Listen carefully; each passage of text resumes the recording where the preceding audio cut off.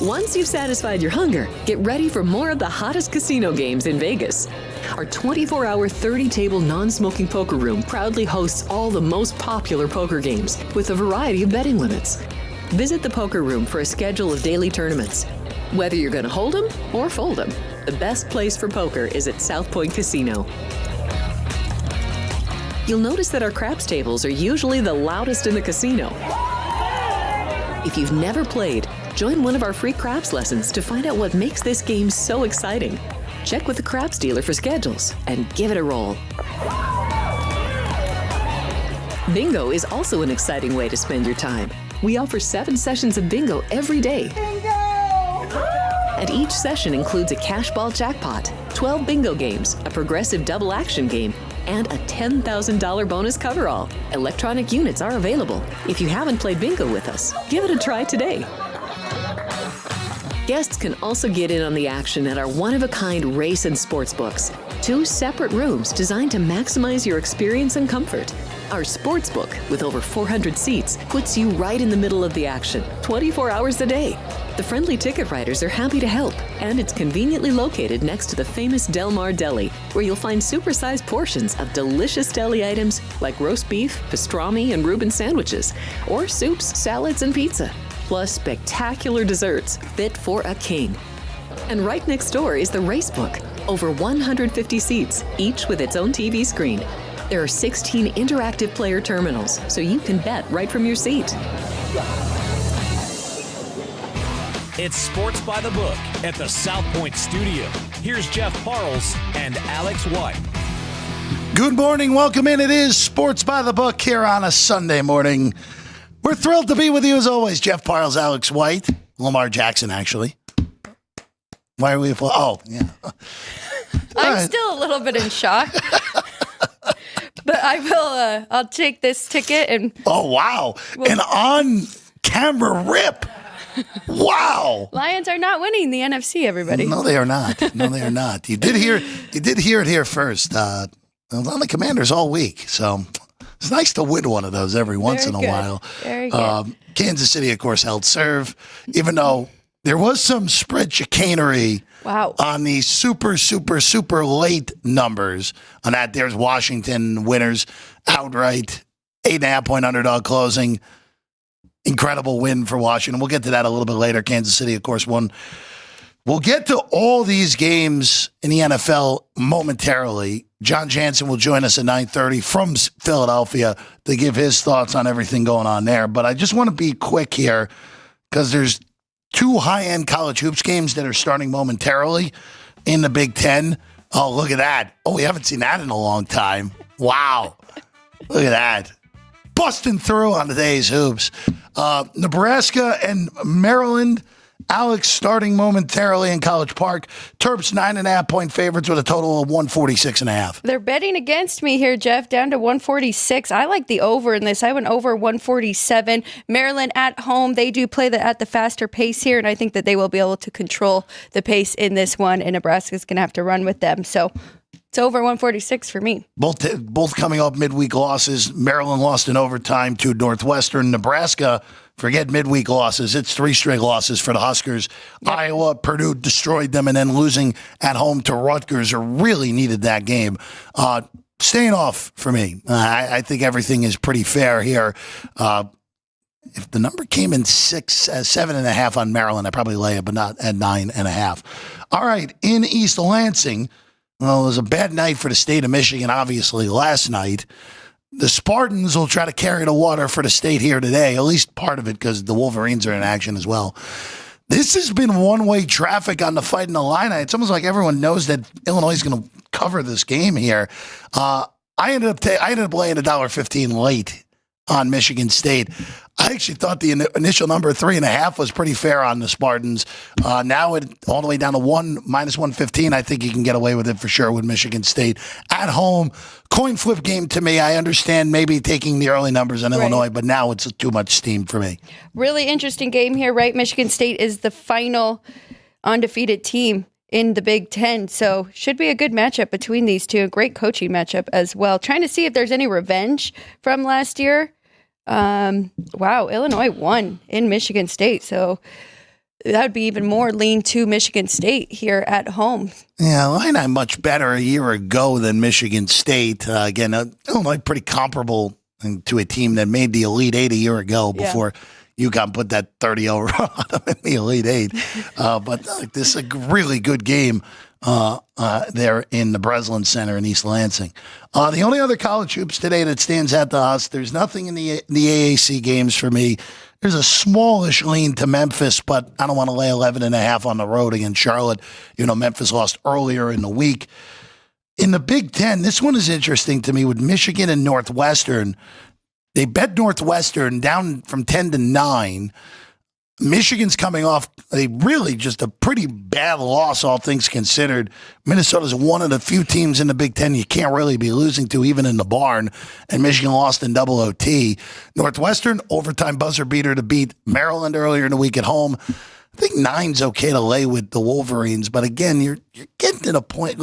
It's hard for me to lay this many points when I like both of these teams, but 9 I think is reasonable to lay with the Wolverines if you want to go ahead with it. I'm with you. Northwestern really struggles offensively, 94th in offense efficiency, and you're right, gave Minnesota their only conference win, Michigan did, so I do expect a bounce back spot here. Much better defense at home, so I think as long as you're under that 10. Let's go to TCU and Baylor, the last one we'll talk about here today. Alex, you like the total in this game. Baylor, 12.5-point favorites against the Horned Frogs. That total 137, those are what stands out to you. Again, they are betting against me, so I do like the under in this one. TCU is much better on the defensive side. I know Baylor, they like to play relatively slow here, 294th in pace of play, so I like under in this 137, but we might be able to wait on this one, right? When's this start time? 2:30. 2:30, so might even get a better number if it continues to move up. Yeah, 2 o'clock, I should say, actually. So right in the middle of Eagles-Rams, you can parlay your second half wagers with Eagles-Rams with this. There you go. Perfect. If you second half, that means Eagles, right? Probably. Well, we'll see. We'll see as we go to it here today. All right. Now we go over to the permanent shift over to football. Last night and yesterday afternoon, Kansas City handles their business against Houston. Now, there was some real chicanery on the point spread here. Now, this goes into the category, if you waited till the end of the week to bet Kansas City, you got what you deserved. I'm sorry, you got what you deserved. If you bet the late numbers on KC and you pushed and or lost, you did it wrong. You got what you deserved. You needed every other Kansas City number, but the last 2 numbers got home pretty easily. If you bet Houston 9.5, go get a lottery ticket. I mean, you get the intentional safety to get this game covered. This game was really never threatened the over as well. Twitter was very angry about the officiating yesterday. Yes, they were. I more look at the fact that Houston's special teams really blew up on them yesterday. A long return on the opening kickoff that led the points for KC. A missed, again, wind ended up being much worse than we expected at Arrowhead.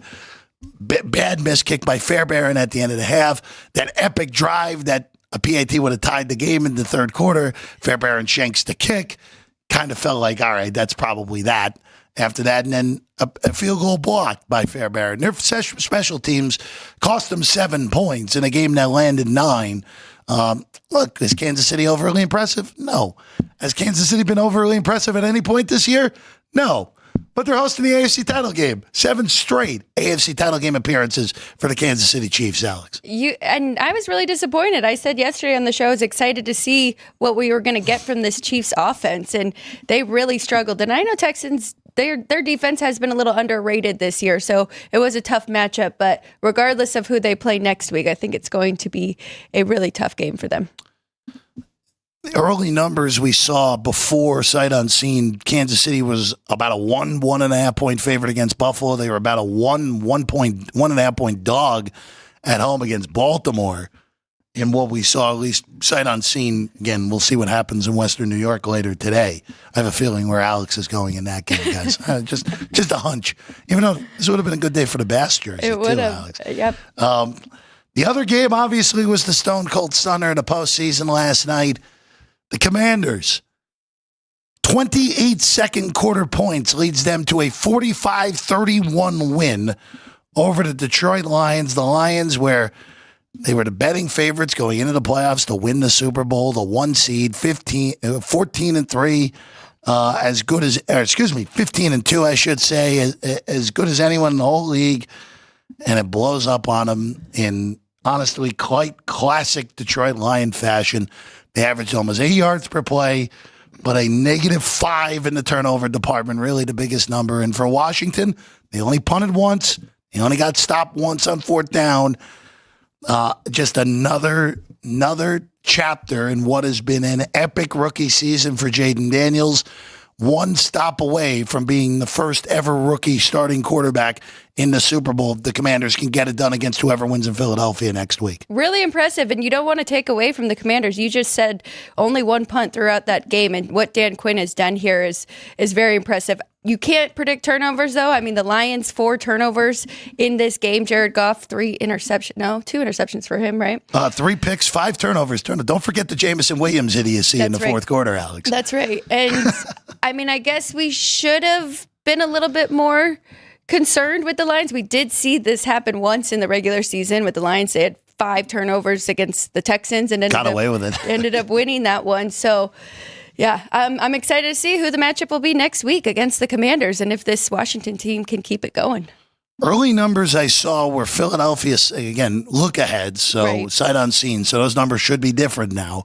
Philadelphia 7.5, 7, and the Rams 3, which, boy, if the Rams are only 3 against the Commanders, that feels like a nice sized chunk on Washington in that game, because I don't know how the Rams will stop them.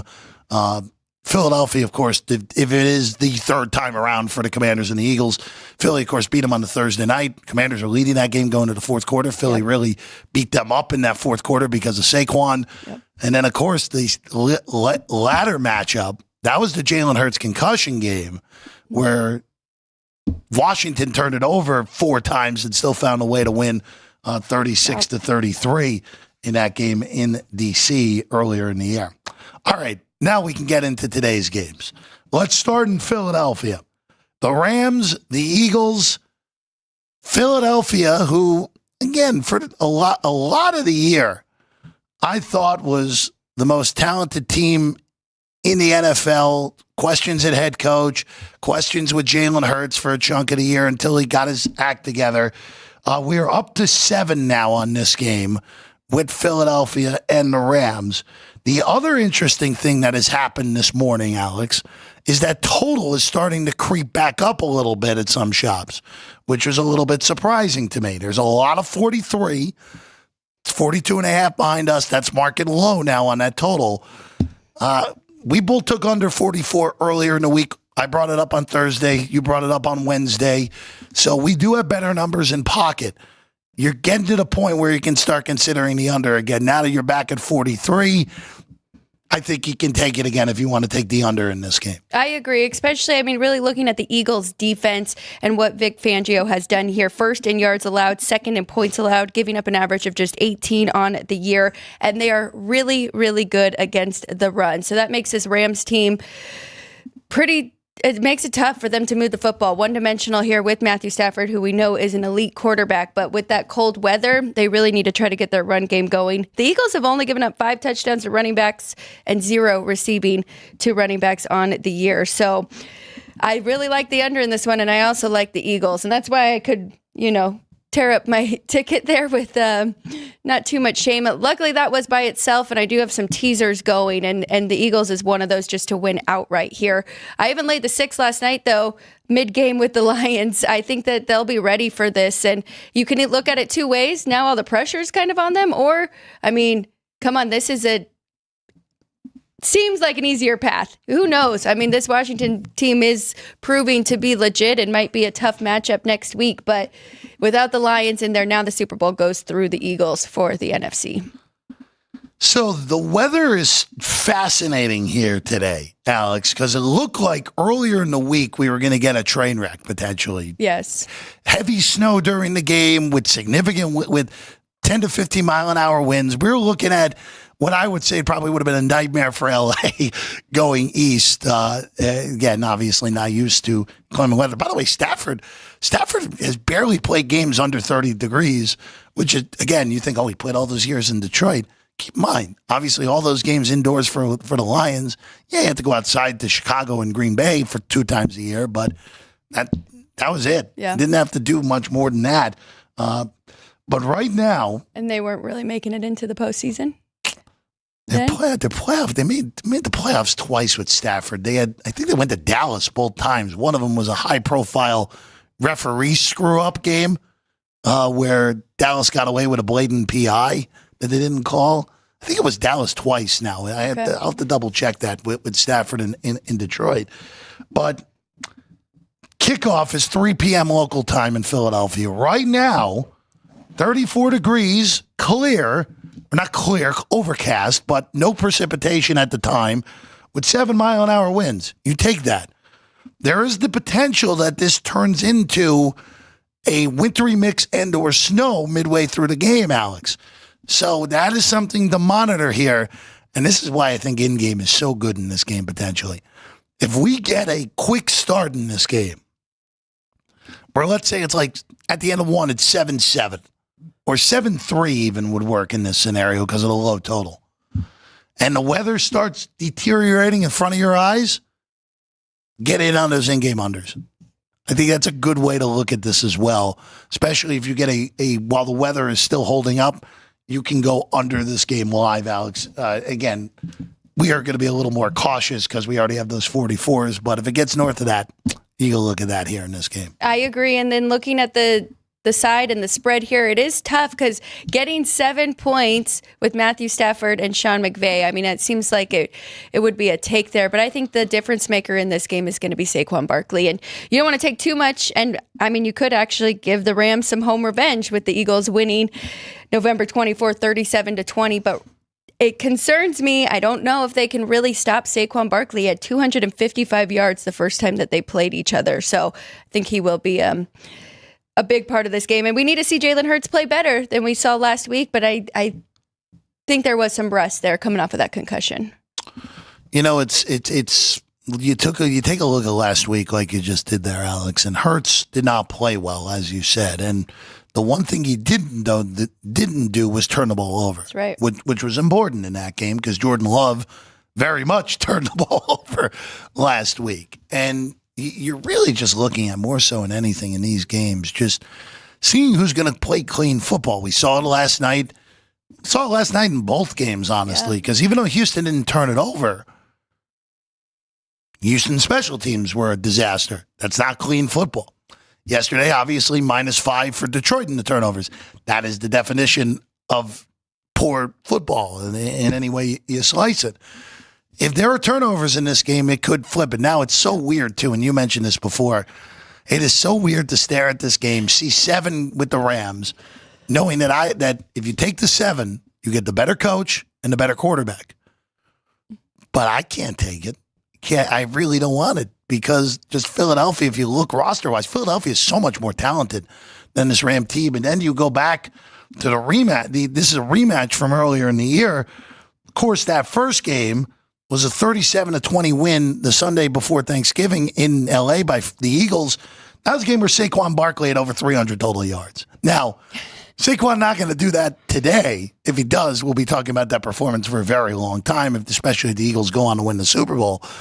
But I am very concerned about, and again, I do like the under, but there is concern with the Ram defense against higher-end competition. Again, last week I thought had to do with the fact that Minnesota's D-line imploded and Darnold imploded, or O-line imploded for Minnesota, I should say, which is a very bad combination of things, obviously, Alex. Well, when you look at last week, though, Jalen Hurts did hold on to the ball more than any or longer than any quarterback. So that is a little concerning if this defense can pressure him there. But I was really looking at the Rams defense down the stretch. And if you take out week 18, because a lot of starters did not play, I mean, they held 4 of their last opponents to 9 or less. So this defense has improved. And I think they can do just enough to help us with that under. Prop-wise here today. Well, actually, I want to ask you one other question, actually, Alex. The first half total was 20.5 in this game. which is perfectly in no man's land for me. Where if you see 21, or if you got in on the 21 and a halves earlier in the week, good job, then you can consider it. But 20 and a half is just a total no man's land total for a first half. Just really difficult to find an edge there. Yeah, it is. I mean, I would still lean to the under with the weather and, an LA team going to Philly. I still think that they will struggle to move the ball, especially at the start of the game. And we could see some second half adjustments. And we've seen the Eagles start really slow throughout the year and have seen them really turn it on in the second half. So 21. Let's wait for a 21, but still looking for unders in this one. So the prop wise in this game here, Alex. By the way, right now in Philadelphia, currently light rain is the weather. Light rain, so nothing. It's warm enough right now to stay above those freezing temperatures in Philadelphia. Alex, prop wise, what did you gravitate towards early here? Because the uncertainty about the weather kind of makes this a little bit of a harder handicap prop game, unlike the two games yesterday with climate control, and we kind of knew what we were getting into in Kansas City the whole way through yesterday. Right, and those Travis Kelce props definitely. Yeah, those were good ones. Came home. Yeah, we were on our game yesterday, Alex. Today, it's a little rough because there's a lot being said about A.J. Brown, right, and him reading on the sidelines last week's game. So everybody thinks that they are going to try and target him. I'm really just looking at Saquon in this one because I do think that they are going to be very successful on the ground. So that makes it a little tough here. Maybe look at Dallas Goedert. We've seen him really have to turn it on for this Eagles team as well. So real quick here, just looking at things. Quarterback-wise, there's nothing to be really had in this game. Stafford, it's a lower total for Stafford than you would expect with a team that's a 7-point underdog because you would assume they're chasing the game. Where you can get Stafford, 220. Stafford at DraftKings, 225 yards or more at plus 120. His actual numbers 211.5.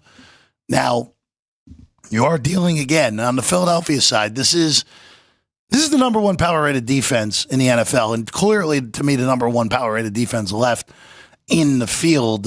Again, not that either of the teams leaving the field yesterday were going to be at the top anyway, but Philly's defense is better than Kansas City's. They're better than both the defenses that will take place in Western New York, and they're the better defense in this game. And they're still better than Washington's defense as well.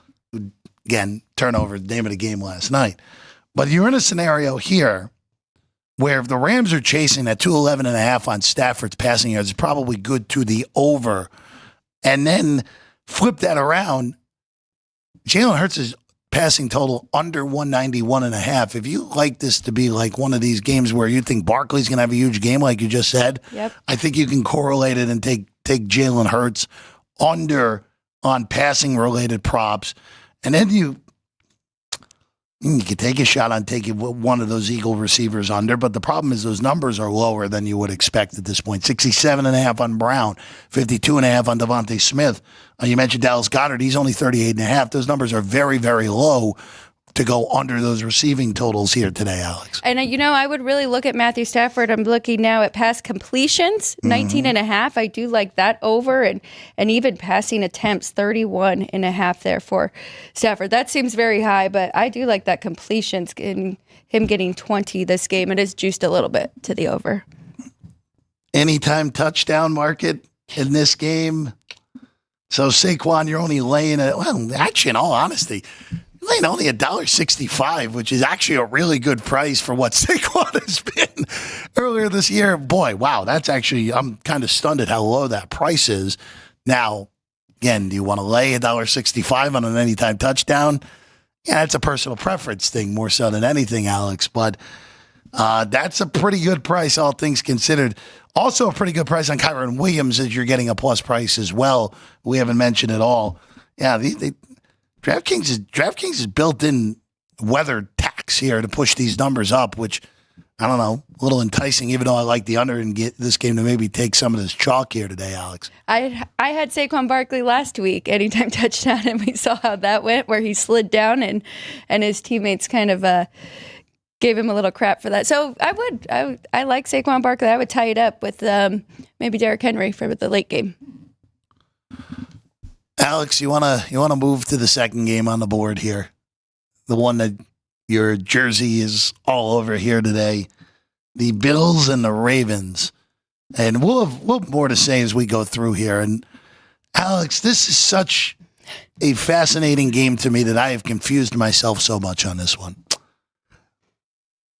Baltimore's won on the road now in this game. This opened Buffalo 1.5 here at the South Point and has been bet through to a new favorite. 51.5 the total. Now, it looks like they got very lucky weathered-wise in this game, because if this game was played tomorrow, you'd be getting the snow, the heavier snow. Now, this game kicks at 6:40 local time. It's about 1-5 on precipitation. The wind's limited. These are pretty ideal conditions, all things considered, for January 19th in Buffalo, which kind of leads me to think that that total could probably be a reasonable overbet here. Now, it's 51.5. There's 51 in the market in this game as well, if you want to find those better numbers. We look at the first matchup for these two teams. Baltimore put it on Buffalo in week 4. Again, we talked about it a little bit yesterday. That was such a great spot for Baltimore, where they were 1-2. Buffalo was 3-0 and really hadn't been tested. And Baltimore just smacked them. 35-10, it wasn't even that competitive of a football game. I'm not sure Buffalo's defense is game here. That's my biggest concern on the Bills' end. There's a Bills defense that has gotten crushed by every high-end offense they played this year. But also for Baltimore's defense too, Alex, where, yeah, it's been better the last few weeks. This is a different animal. This Buffalo offense, compared to what they've seen the last month, though. No, it definitely is. So this is a tough game to handicap and everything you're saying. I didn't touch that total because you're right. We have the best and the second best red zone offenses going in this game. But then if you look at the games last week, I mean, the Ravens had the ball about 39 minutes and the Bills had it even longer against Denver, about 40. So both of them are going to try and do that again and keep the other team's offense off the field. So that makes it really tough to handicap the total, even though I think both teams will find the end zone and will have some points in this game. I like the Ravens to win this game just because I do think it's a terrible matchup on their defensive side. And you can look at both quarterbacks and the years that they have had. And I mean, it's really between Lamar Jackson and Josh Allen for the MVP. And the biggest difference for both of these guys is taking care of the football. I mean, Lamar Jackson, just 4 interceptions on the year. And where's Josh Allen? 6 interceptions.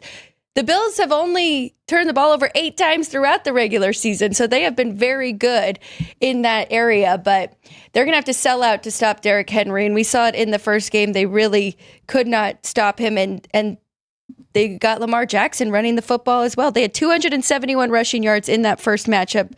The Ravens did, and Henry had 199. They play the most nickel. They have 5 DBs out there at first and second downs, the most in the league, and I just think they're going to struggle, and it's a size disadvantage for Buffalo here on the defensive side, and ultimately, I think the Ravens defense can slow them down. They were number 1 in rushing yards, and that's a lot to do with them getting a lead and teams having to throw on them, but I trust the Ravens defense more in this spot. So Baltimore's defense, which really had been a mess for the most part, up until that week against Pittsburgh on November 17th. Now, that was the game, of course, that Pittsburgh won with field goals only.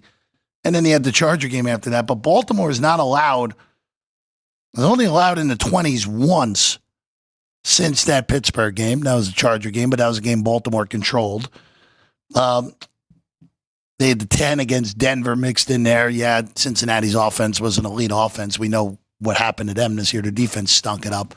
But again, and who knows, maybe I'm just trying to find an angle in this game that I kind of like. Because again, I thought this should have been pick, personally, on the side. I thought this should have been a straight pick where Buffalo gets 2 for home field, but Baltimore is about 2 points better. That's where I basically have everyone right now. I don't know where that lines up on your numbers, but that's how I thought going into this game, that this should have been the classic of classic pick'em games. But when this is all said and done, I think this comes down to 2 factors here. Again, these are 2 teams that have only played in the playoffs once in this era, and that was 2020. Remember, that was a funky one where Lamar Jackson left the game with a concussion. Tyler Huntley had to come in the game. It was actually a pretty tight game that got flipped on its head with a 100-yard pick six that shifted it to Buffalo. That was also, again, kind of crazy thinking about it. That's 2020 still only Buffalo's only AFC Championship game appearance with Josh Allen in this era where they've been highly successful with 5 straight AFC East championships at this point. But this game is going to come down to one big mistake. And I don't know who makes it here, where both of these guys have been tremendous protecting the football this year. Again, Allen is a totally different guy than he was a year and a half ago, where he was an epic turnover machine at that point, and now he is not. That's what this comes down to here today, Alex, which kind of gravitates me to a weird prop bet more so than anything, where I am going to bet both of these guys to throw an interception. Now, could this blow up in my face and we get a clean football game? Of course it could. Absolutely could. But I really do think this game is hinging on one error in this game. And Lamar is plus 115. Josh Allen is minus 110 on the over. Math kind of actually is okay there if you want to take them both. Not great. Yeah, you're picking up peanuts in that scenario, or you're breaking even, but may have to manipulate that a little bit to figure out a small profit one way or another, Alex. But I would lean to Allen being the one who makes the big error here today, because Baltimore's defense has been more turnover happy than Buffalo's this year. They have. And I do think Derrick Henry is going to be a huge part of this game, and that is why they went out and got him for these big games, and they have been saving him. I mean, he is pretty fresh. He hasn't had more than 20 carries in just a few of the regular season games, and then we saw him carry the football 26 times last week against that Pittsburgh defense. So I think they will definitely rely on him, which helps Lamar Jackson and not making those mistakes. But if it comes down to it and they do shut down Derrick Henry, I do trust Lamar Jackson now in this era in the playoffs. So both of these teams, it's going to be fun. I mean, they're both trying to get over that hump. You just mentioned it. I mean, a lot of people talk about Josh Allen being 6-2 at home in the playoffs, but 5 of those wins are in the wild card round. So he's 1-2 in this round, in the divisional round, and his one win was against the Ravens. So it'll be very interesting, and very excited about this matchup. If we're looking to attack other guys prop-wise, obviously everyone curious Derrick Henry-wise. Derrick Henry right now is 97.5 rushing yards, which is again, for non-Derrick Henry, is an insane number. But again, Buffalo was awful against the run attack the last time these two teams met back in week 4. In that game, Derrick Henry had only 199 rushing yards in that game, Alex, for a good 8.5 a tote on that one. Right now, Jackson, by the way, rushing total 55.5. That's right on what he was in the first matchup at 54. Josh Allen's at 48.5, which feels like a pretty high number. I might want to go under that, but you know what happens at that. Now this is going to be a game where Allen is utilizing his legs more so than anything. Oh, he's definitely going to feel like he needs to carry this offense and go for some runs multiple times. So I'd be careful with that under. I don't have as many props in these two games because yesterday I didn't have as many bets on the side in total, but today I'm pretty heavy on both in these two matchups. I would what's Justice Hill right now to score a touchdown? Oh, that's a good question. Can we get another one? He scored in that first game, which is really interesting. There were no receivers or tight ends had touchdowns in that first game. Both Derrick Henry and Justice Hill had a receiving touchdown. Derrick Henry also had a rushing touchdown, and Lamar Jackson scored as well. But 5-1 on Hill. 5-1 anytime. Anytime. I do like that. take a shot on it. Especially because, we haven't brought up Zay Flowers, but he is not going, right? So Zay Flowers right now, the last report is doubtful. So he is not officially ruled out, but read the tea leaves on that one. He hasn't practiced. Hasn't officially practiced. Doubtful. The expectation is that he will not be in this game. By the way, the NFL Network report this morning was Ravens expected to be without Zay Flowers. I almost scared the hell out of everybody there. Ravens expect to be without Zay Flowers. Bills taking notice of being underdogs in Vegas. How about that? How about that there, Alex? Can we call them underdogs? I guess you can with that 1 point, but... Yeah. Well, all right. Let's take a quick break. When we get back, Vinny Magliulo will be here in a little bit. John Jansen will be here as well when we get back. Sports by the Book here on a Sunday morning. If you're celebrating a special occasion or just love fine dining, you're in the right place. Come experience the crown jewel of South Point restaurants, Michael's Gourmet Room. Welcome. With over 600 different types of wines and magnificent dishes prepared tableside, you'll revel in the rich classic Vegas decor and the best black tie service in the world. This intimate gourmet room has earned accolades galore. Come to Michael's Gourmet Room for an unforgettable dining experience. Another famous restaurant is the Silverado Steakhouse, where you'll find the charm and service that discerning patrons require. From top quality steaks and chops to fresh seafood and desserts, you'll love the award-winning wine list and menu at Silverado Steakhouse. Steak lovers have even more options with primarily prime rib. Catering to hearty appetites, the menu features a variety of flavorful prime rib cuts, dry aged to ensure tenderness, and then seasoned and slowly roasted. Although prime rib is our specialty, it's not the only thing on the menu. There's something for everyone. And if you're craving a taste of Italy, come experience delicious Italian cuisine and the attentive service at Don Vito's. Our culinary team starts with the freshest ingredients and transforms them into traditional favorites. And don't forget Italian desserts. Don Vito's. Savor the taste of Italy. Finally, if sushi is more your style, join us at the popular Zenshin Asian restaurant and sushi bar, where we're serving up the freshest sashimi, nigiri, and sushi rolls. And beyond the sushi, an exciting contemporary Asian cuisine menu. Plus a variety of specialty drinks, Japanese and domestic beer, wine, and sake. Balance your hunger with Zenshin.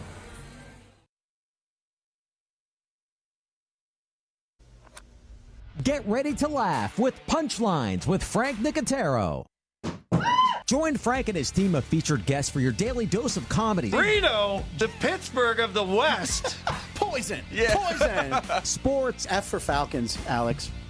We were talking Derek Carr for MVP after 2 games. Who's we? Okay, me. You? I was. And the funniest social media posts. People want to show off their food. Boom. Wiener on a guy's shoulder. It's the dark tones. We bleed blue. It's your one-stop spot for great laughs and a good time. Find us on YouTube at Punchlines FN. And join the chat live weekdays at noon Pacific for the ultimate blend of jokes, sports, and viral fun.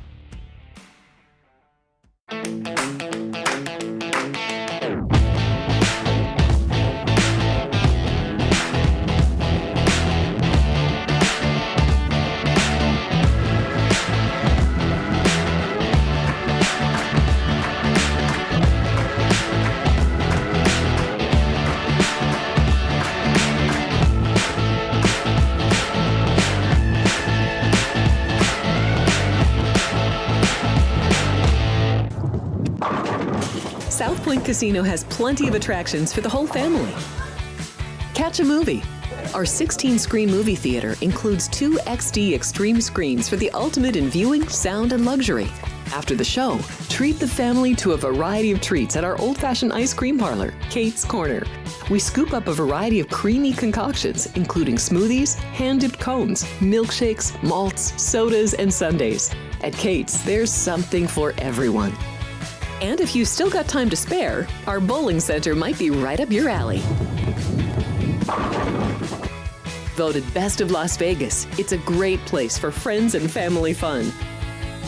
64 lanes, a pro shop, snack bar, and arcade.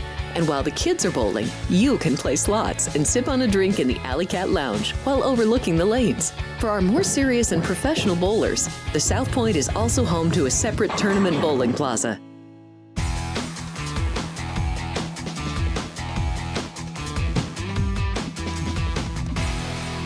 Welcome back in at Sports by the Book here on a Sunday morning. Jeff Parles, Alex White. Thrilled to be with you as always, breaking down these NFL games. Well, Vinny Magliulo in about 15 minutes from now, 12 minutes from now, John Jansen should be joining us momentarily if technology allows. So we'll see him hopefully in a few moments. Alex, there are 3 hockey games that we'll take a quick detour to at the moment. Let's start in Dallas because that's the one where your strongest play is here today. Stars, Red Wings, 6, Dallas, $2.30 favorites in this one. Really impressive what we've seen from the Red Wings as of late. They are 8-2 in their last 10 games. They have been playing some really good hockey. On the flip side, the Stars 7-3 in their last 2, and they're 16-6-1 at home. So I expect this to be a really good matchup here. I like both goalies. I trust both goalies in Alex Lyon and Jake Ottinger. So I went under 6. Under 6 minus 115 here at the South Point. I think this game should be about 5.5. So getting some value there. Dallas is 4th in goals allowed at 2.53. And Detroit, not great numbers, but as of late, we have seen them play a lot better defense. And I think you've got the better goalie in net for them today with Alex Lyon. So under 6, that's my only hockey play of the day. The other hockey games today, Alex, Devils, who have been as good as anyone since that bad first 2 weeks of the year, big favorites against Ottawa, minus 185 at home, total 5.5 in this one. If you're looking at current form, though, I mean, the Devils have been struggling a little bit. They're 2-5-3 in their last 10 games, and Ottawa 5-3, 5-3-2, in their last 10. So basically 5-5, but they're still waiting for Ullmark to get back, who is starting to practice and skate. So I think that you'll see this team start to play better. I think the number is right there, though, with the Devils being the favorite and that big of a favorite at home. And then a flip in Montreal tonight. Canadiens, Rangers, both minus 110 behind us. Total coin flip in this game with a total of 6.5. I am expecting to see the Rangers start to play like the Rangers, so keep an eye on that. I think they are going to start to make a run here. They're 6-2-2 in their last 10 games, but I mean, the Canadiens have been as good as anybody as well, 7-2-1 in their last 10. So this should be a really good matchup here. Jonathan Quick is expected to play, though, instead of Shesterkin for the Rangers, but we do have a backup goalie that I don't know much about there for Montreal, so I would lean to the Rangers as where the money is going as well. Looking at hockey right now, Alex, we're about we got about 2.5, but closer to 3 months left in the season. As wild as that may seem, are there any teams that you're looking at futures market wise right now, or not? I hate to say it because I mean I think the Knights have lost 4 of their last 5 after I took them to win the West. Okay. So hang on, this might be just a little bit of a bumpy spot for them, and you might get an even better number on them. But I mean they're tied right now in the Pacific, 61 points with the Oilers, and I mean, the Oilers are another good team, but they are the favorite to win the West, so you're not getting the best price there. Don't count out the Winnipeg Jets, though. I mean, we even heard it when we were talking to Lou. They are one of the best teams in goals against. And then on the other side, I really do like the Capitals. If we're going down farther on the board, I mean, you're not going to get great prices right now with Carolina or the Devils or Toronto, but I mean, don't count out Tampa Bay if we can find a good price on them. Turn it on in the playoffs. So we'll have more, though. I mean, especially now with football coming to an end, I'll start looking at what the numbers are and where the value is for hockey. Alex, pivoting over back to football here real quick. Tomorrow night's national championship game. We'll have full breakdowns tomorrow throughout the day. 9 for you and Kenny, 3 for Ryan and I. on this one right now. Well, you know what? Actually, you know what? We're going to have to hold off on that because we'll have this discussion when we get back after a quick break right here on Sports by the Book.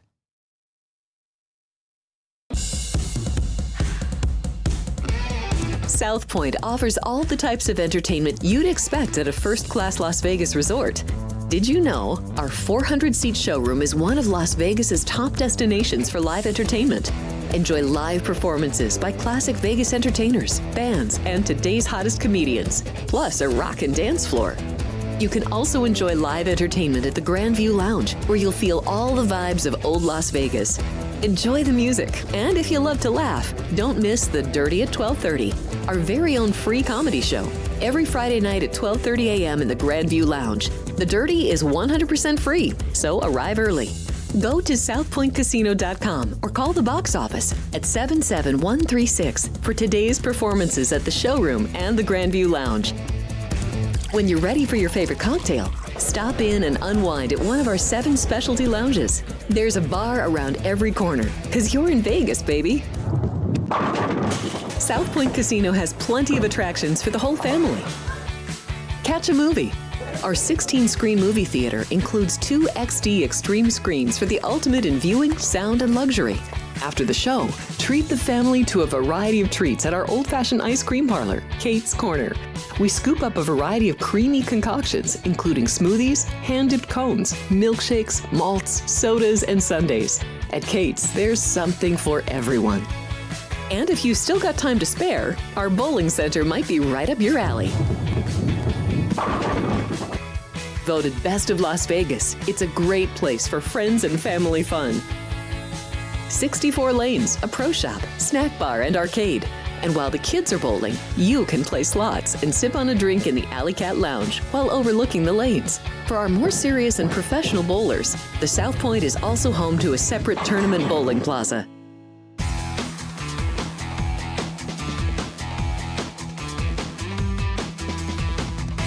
Welcome back in Sports by the Book here on a Sunday morning. Vinny Magliulo will be joining us in a few moments here.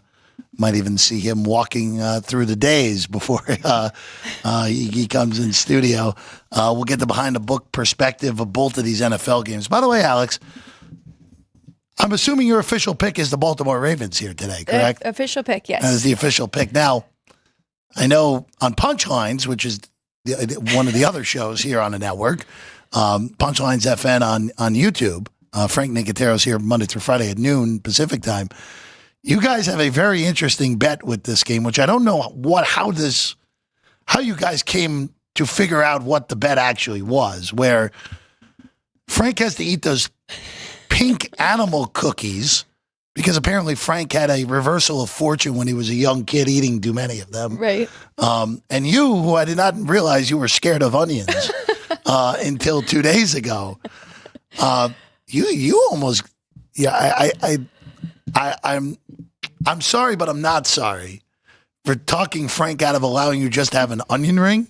Yeah, thank you, Jeff. But about 50% of the time it's just fried dough, which might honestly have been worse, honestly. But no, a raw onion is the worst you can get. It's not that bad. It's not that bad. Well, and I thought we switched it. We were going to do the bobbing for helmets. I like the bobbing for helmets idea, by the way. I do like that. I thought that would be funny, entertaining enough. I was willing, but then all of a sudden on Frank's show, he's just talking about the onions and the cookies. I'm like, I guess we're doing both. I don't know how that came about, but after that Punchline show, I got on the phone with my mom and she said, "What are you doing? You must be really confident in that pick." And I was like, I don't know what happened. I didn't realize you hated onions that much. Yes. Is that the public enemy number one for it? Okay. Yeah. Number one. All right. Fair enough on that end for sure. All right. Let's bring Vinny in. We'll bring Vinny in for a few minutes, and then we'll actually bring Jansen in for the last few minutes of the show, since it looks like his tech actually is working now. So Jansen in too. Yeah. No, well, he heard you, so I know we're working now. All right. Before, I'm happy to help with the technology. Look, We got rid of the wires for you, Vinny. Yeah, we got rid of the wires. I know. They're all on the ground now. I always, I'm always concerned especially on Sunday, with all the electricity going around my body. So, Vinny, I just want to ask you two things about yesterday first. Okay. Somehow you guys got middled on the Texan-Chief game somehow, which is just ridiculous. Teasers. Yeah, well, the teasers. Yeah, well, the teasers. Yeah. You were all over that one, Alex, yesterday with the teaser middle, but the closing number Houston did cover somehow, which is just wild in its own regard. Mm-hmm. And in the other game yesterday, you get the mammoth upset that I know you guys were looking for at least one of those a week in the NFL playoffs. Well, whenever you have these types of these high profile games, and we saw them last week in the wild card round, and you had the divisional round this week. You're always going to need, as a bookmaker, you're going to need at least one outright upset, right? One outright underdog. But we also talked about you mitigating that risk too, and how you do that, and that is to try to balance it out with money line action and things like. So folks did take advantage of a very good price and a generous straddle here at the South Point. In terms of the Redskins, the Washington Commanders. They are going to go back to the Redskins, I think, aren't they? Aren't they voting on that pretty soon? And you don't give it all away, but again, as the house, you've got options in terms of how you can mitigate risk. So it worked out well yesterday, but today's another day, and you still have carryover going to both of these games today, and you can see that the Eagles are up to 7. Yesterday we were on the air at this time, and it was 6, so it's gone up. Went through 6, went through 6.5, and now 7. And Ravens holding steady at 1 right now, but again, there'll be carryover going to that one. The other games this weekend, obviously a zillion college basketball games, roughly. That's a rough estimate yesterday. Yeah, a zillion is a pretty good number when you add in the first halves, the second halves. Yeah. And and then you have tomorrow night, where you've talked about this, where this has been every single NFL playoff game. 10. Well, had the ability to get tied into this game one way or another. Yeah. Mm-hmm. And you guys have been pretty consistent, honestly, since the initial move down from the 9.5. You've been pretty well stuck on 8 now. Yeah.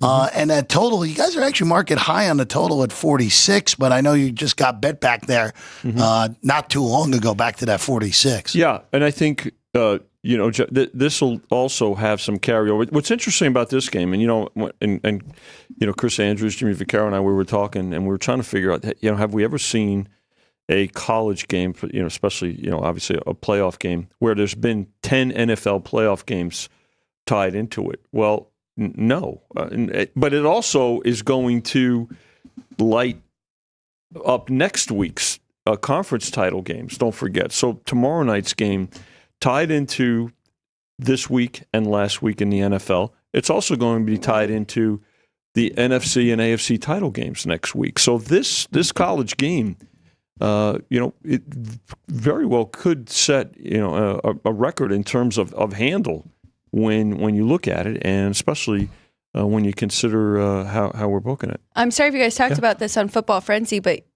you and Chris also put up a great prop, Ohio State and Georgia versus the field. Oh, my God. Yeah, Chris came up with that last fall, and it opened up with Ohio State and Georgia versus the field, and it was a pick'em. And initial money came in on the 2. But then it went, to the field. So overall, a couple of good two-way action for Ann's sake. I think our good friend Chris Felica took the Ohio State and Georgia side in that. It's a nice little favorite right now. Yeah, well, yeah, obviously. But remember this: going into the playoffs, I want to say that we were up to as high as like 260 on the field. With that prop, and so you had the opportunity going into the playoffs to get in this case the Buckeyes at better than 2-1. Wow! Like I've told you both, I'm not hedging. You're on Ohio. You're on the Irish. I know. There's no hedging. But you've also done. We don't have to because you're in a good position, Jeff. That you also have had them in the first rounds of the playoffs, right? The preceding rounds. So I had Notre Dame -7 against Indiana. Yeah, pretty relatively easy winner. Notre Dame plus price against Georgia. Yeah, got there. Took the last number available because remember that Penn State Notre Dame game was a late favorite flip and. Took Notre Dame. Didn't look good for about 28 minutes, but they found a way. I'm good. I'm already profitable. I'm not going to force. Okay. I don't feel like taking.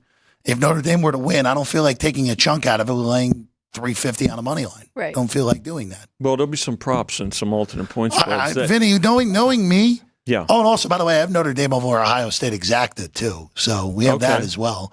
That was probably an error not coming back the other way, but whatever. It's okay. I'll make it a favorite that we'll put something up that'll tweak your interest. I'm going to tell you, I'm probably going to have more Notre Dame probably by the time the game kicks tomorrow. So we're good on that. I like Jansen in that.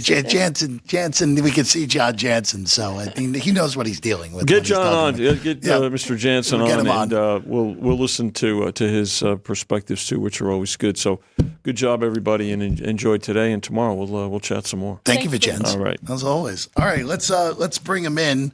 Here we're working now. The tech is working, so our good friend John Jansen is here from Philadelphia. Fox Sports The Gambler joins us right now. John, we're happy we got the tech to work, so we're thrilled to see you, and we see you're ready for the occasion with the green shirt. I'm ready, yes. This isn't Notre Dame fighting Irish green. This is Eagles green because the Eagles are going to win and Notre Dame is not going to win. Oh, there we go. See, right out of the gate. An exciting day in South Philly, not just because potentially for today, but also that this means if they win, they get the host next week as well in the NFC Championship game, which is huge. So, John, I'll just start there. This is Alex brought this up earlier in the show, and I'm just curious your thoughts because you're there. Like, a lot of us thought, well, not me going into this week, but a lot of people thought that we were on a collision course. Philadelphia's going to play Detroit in the NFC title game. It's going to be in about a 3-4 point line, very tightly contested game. Now Detroit's gone. Now the Eagles are a 7-point favorite. And look, I know this is a different Washington team, but the Eagles have to win a game as a touchdown favorite and then beat the Washington Commanders to make the Super Bowl here. The narrative completely flips now for Nick Sirianni and company if they don't get it done. Do you think there's a lot more? I think there is a lot more heat on them to get this done. What do you think there, just being there in town? Well, I think the heat's just on anyway. It was on at the beginning of the season. It's been on pretty much the entire year. This roster is ready for a Super Bowl. That's why last year it was concerning, and certainly why there was a lot of talk about potentially Nick Sirianni not coming back as Eagles head coach. This roster is ready. I can't say that for the Rams. I can't say that for Washington. I think you could say that for Detroit. The only thing that sucked there was their injuries. But that roster wasn't ready because of the injuries. This is a Super Bowl ready roster. It is one of the best rosters in all of football, and they should win, and the expectations are there. So it's not something new. Just because the road gets a little bit easier, I don't think it's anything new. I think the good thing was they already have a playoff win under their belt. There was some talk. I don't know if I really believe some of the reports and rumors that were out there that Sirianni would be gone if they lost in the first round, but I think that one was a bit of a relief. Just get the first one under your belt after what happened last year, and I think this team is by far the best team in the NFC right now, and I think clearly a better team than the Rams, at least for today. John, we saw the total drop down, especially because of the weather reports. How is it looking today? And we know the narrative, a West Coast team going to the East Coast. Should we be concerned for the Rams? I'm sure there's a little bit of concern. I'm stunned. So I saw a number that Matthew Stafford is 1-8 in like rain or snow games. And Matthew Stafford has been in the NFL since I was a sophomore in high school. I'm 30 years old right now. And he's only played 9 of those games, which is, I think, just the biggest eye-opening number to me, is he hasn't played in a lot of them. He's a dome quarterback, and he's played in a dome for most of his career. So, yeah, I would imagine a little bit of concern. But either way, I don't know if the weather really changes my mind on this game. I had the Eagles as soon as it opened. I have the Eagles, whether it's 80 and sunny, in a dome in SoFi, in Los Angeles, wherever it is, I have the Eagles. But I'm sure it is going to change maybe how this game is played. The Eagles, luckily, though, have the best offensive line in football, have a very physical offensive line. They love to run. And also, as well, this is where Jalen Hurts as a runner comes into play. He's been not as effective as a runner when it comes to actually calling plays for him, running the ball. But just to have that added element that he can use because he is mobile, that you can have some versatility in the running game, and it's not all just going to be Saquon Barkley. So that's a good thing because the Rams don't have that. Rams are a straightforward running team. They have a running back that also fumbles the ball a lot in Kyren Williams. So if that's the case, and if that's something that they're going to have to go to a lot, I would actually be very concerned that the Rams aren't going to hold up in that area. It's interesting. You look at those two, the first matchup between these teams, John, where that was obviously the epic from Saquon. Over 300 total yards, over 250 on the ground. Obviously, that's probably not needed in order to win this game today. If it is, then we're talking about an all-time playoff game, if that happens to be the case. But you brought up a really good point in there, and I think this is a point that sometimes gets lost with the Eagles because of all the drama that surrounds them. Sirianni yelling at fans, A.J. Brown reading that great book on the sideline last week, which, by the way, I love that. I don't know why people are so aggravated with that. But that offensive line has been so consistent, even with injuries on that line through the year. And that's the biggest advantage in this game. When last week we saw the Rams, they toasted a bad offensive line last week, and they made Sam Darnold's brain break in that game. Yeah, I think the one concern would be that Jalen Hurts does hold on to the ball too long. He's been that way his entire career. He's been that way at least this year. He's been good, not to say he's been bad, but that's one area of his game that he doesn't release the ball quickly. He's not getting the ball out fast. This is a quarterback that holds on to the ball, and that's Sam Darnold's problem and what got them in trouble last week. So maybe there is a bit of something there, but the Eagles' offensive line is so consistently good, not just run blocking, the pass blocking as well. They're one of the best pass blocking offensive lines. And outside of that, I think Jalen Hurts is mobile enough that he's going to be able to create some plays if there is some pressure. So, yeah, I would be a little bit of concern there that if Jalen Hurts is holding on to the ball too long, but I don't think it's going to be as massive of a problem as it was with Sam Darnold in Minnesota because, yeah, you're right. The offensive line was a big issue for them, and he was getting pressured. I don't know if there's going to be that many pressures against Jalen Hurts today. I was hoping that Jeff would ask the question on the next game since I am wearing a Lamar Jackson jersey. But what do you think? We've got the Ravens 1-point favorite on the road against the Buffalo Bills, total 51.5. Anything side or total in this one? Yeah, I love the Ravens. As soon as that opened up, the two bets that I really wanted, as soon as they opened at the end of the last round of the wild card, was the Ravens against the Bills and the Eagles against the Rams. And I'm sticking to it. I think the Ravens match up really well. If you were to ask me the most complete team in football, it is the Baltimore Ravens. They run the ball well. They also pass the ball. Lamar Jackson has become not just a good passer, he's become an elite NFL passer. He is one of the best 2 or 3 passers that the NFL has to offer. And that mix of running ability and also throwing the ball, it makes them such a dangerous offense. But on the other end of that, their defense has played extremely well. They've been great in the second half of the season. I would say that's one of the best defenses in football, as well as the Eagles, who I think are the best. So they to me, are the most complete team. I think they match up really well against Baltimore. It's kind of funny because I do think Baltimore matches up better against Buffalo, and I think Buffalo matches up better against Kansas City. So it's a bit of an odd kind of dynamic there. But for this game in the divisional round, I know it's on the road. I know Buffalo's going to be cold. Buffalo's been playing well. But this is the best Baltimore team I think they've had, even better than last year, which is very good. I think they have turned into the best version of themselves with Lamar Jackson at quarterback and how they've done defensively lately. So I really love the Ravens here. Very confident there, John. Very confident. This is Alex said, you said this to me yesterday, that when I have a read on a Bills game that scares you. I have absolutely no clue in this game, even though as we've gotten closer to the game, I do lean to the Ravens. And I think that over, if that weather does hold up, I think that over is pretty good in this game too. I don't love either of these defenses, especially not that Buffalo side of things. John, I want to ask you about yesterday. Forget the Chief-Texan game because, look, if you bet the wrong number on Kansas City, you deserve to lose. If you bet the right number on Houston, good job, so on and so forth. I didn't really learn anything from that game. We'll figure out what goes on with KC yesterday next week once we know the opponent.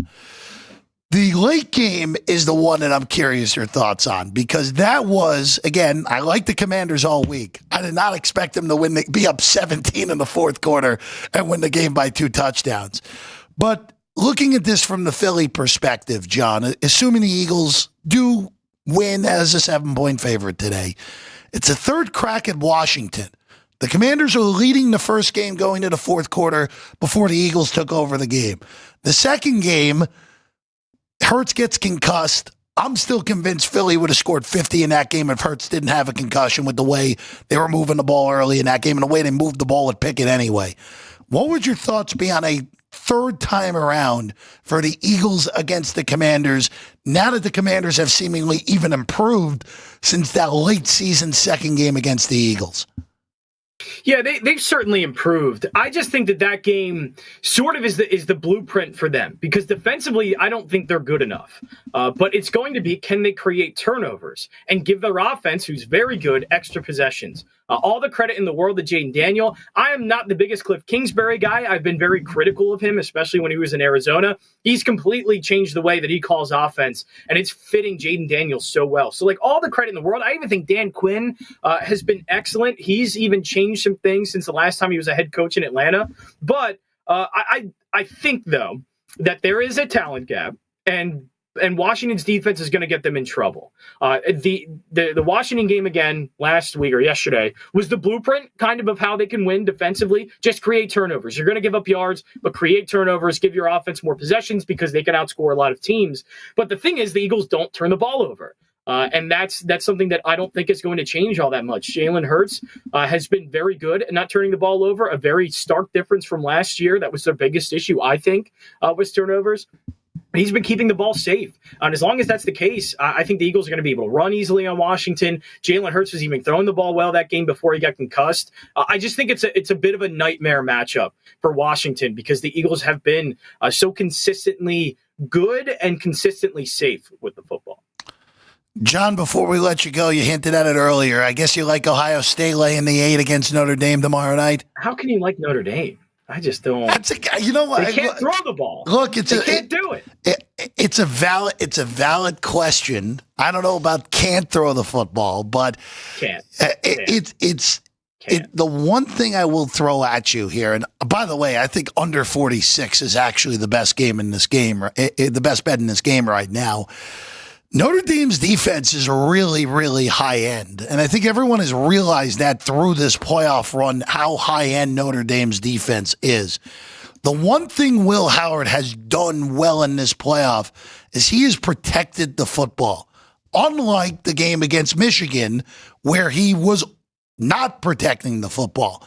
If Notre Dame is able to force turnovers in this game, that's how they stay in it. Now, granted, we saw Riley Leonard get away with an awful turnover in the fourth quarter of that game against Penn State because Allard topped them obviously late. Sorry, well, you're not a big Penn State guy, John. If you were a bigger Penn State, my family is. Yeah. If you were a bigger Penn State guy, East Carolina. No, I trust me, I know all ECU all the time for our guy Jansen, but I think under's good. It's a lot of points in a low total game too, but when push comes to shove, I do expect the Buckeyes to win. I do expect my futures to go down here, but I think they win and cover. I think we see it's a bit of a difference from college football to the NFL because the NFL, I think, like a number one defense or a great defense against a great offense, defense wins a lot.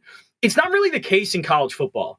because I think we see such a skill gap sometimes between some of the top defenses and offenses in college football. And I think here, Ohio State just has too many NFL players at wideout.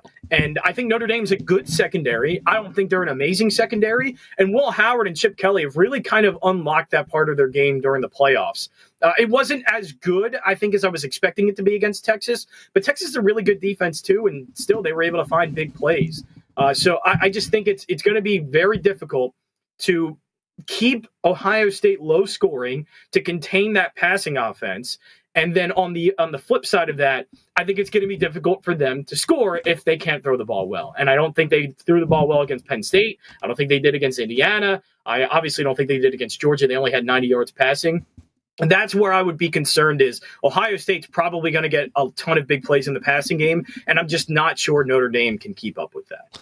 He's John Jansen, Jay Jansen 34 on the tweets, Fox Sports The Gambler, where you can find John's work.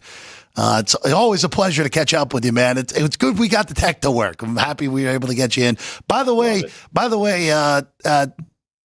what weather currently down there, John? You got a little rain at the moment, right? Had not too bad at the moment. It started snowing about 10 minutes before I got on at 12:30. Oh, there we go. So okay. I think we're definitely gonna see a lot of snow today. Okay. Certainly, it's gonna impact the game for sure. I don't know how much it's gonna be during the game and late, but it's gonna impact the game for sure at the start. All right, there we go. John Jansen, everyone. Thanks. Meteorologist, yes, meteorologist John Jansen. Thank you, buddy. We'll talk to you again soon. Appreciate it. Thanks for having me on. Absolutely. Thanks, Jen. All right, before we get out of here, Alex White went 2-1 yesterday officially on our whiteboard picks, but I'm going to give you 3-1 because you mentioned Alabama, Kentucky over. We both mentioned that we were betting it on the show. The game just started before you could get the whiteboard out officially. You can count it as 2-1. I'm giving you 3-1 because we were both all over that yesterday. But I also had Virginia under, so that's kind of a. Okay. You know what? Those two cancel each other a out. little more honest than me on that one, but yes, okay. What do we got today here? All right, so I do have under 44 in the Rams and Eagles. I'm still okay at under 43. You can wait and see if you're going to get a better number there. Eagles -1 because that is teased down, and you can still do that. You can even tie it up with Ohio State if you would like, because I have them on one of mine. Ravens -1. College basketball, TCU and Baylor under 137, and then one hockey for you, the Red Wings. Sorry, Drew Dog. The Red Wings and the Stars under 6. So we'll see. Well, we'll see how it goes. And I'll be back at 9 a.m. to judge the board. So join me tomorrow morning. Yes, you will be. You and Kenny White tomorrow, 9 a.m. Get you ready for the national title game. Also recapping everything we saw this weekend. It is going to be a fun day of football. Philadelphia and Buffalo, the sites for figuring out the other halves of the NFC and AFC championship games with the Commanders and Chiefs already there, respectively. True Dog and thank you as always. I'm Jeff Parles. I will be back tomorrow at 3. The final edition of a Monday football frenzy. Of course, we'll still have the Friday football frenzies until the Super Bowl is concluded. But the final one with Ryan McCormick and I tomorrow at 3 o'clock. Get you ready for the Natty between Ohio State and Notre Dame. We'll see you then, 9 a.m., 3 p.m. right here on the channel. Sports by the Book here at the South Point Studio.